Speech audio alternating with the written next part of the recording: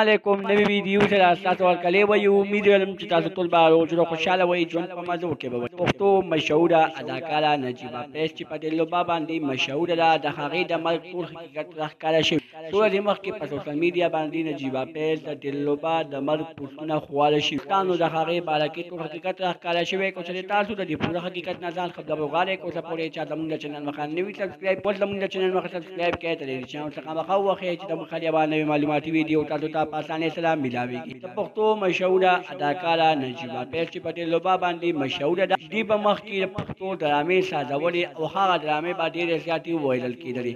ځکه چې دلوبا ډېره زیاته خلکو خوښوله دوستانو چې کله دلوبا د ډرامو دنیا نه لاړله او ټیک ټاک دنیا یې شروع کړله نو په ټیک ټاک باندې د هغې پین او هغه ډېره زیاته سپورټ او ډېره زیاته مخکې کړه خو اوس په سوشل میډیا باندې یو پوسټ ډېر زیات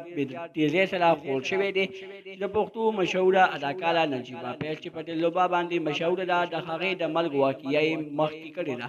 دوستانو نجیبه پیس چې کله دغه پوسټ وکتلو چې ما پسې خو زما مینهوالو د مرګ پوسټونه شیر کړي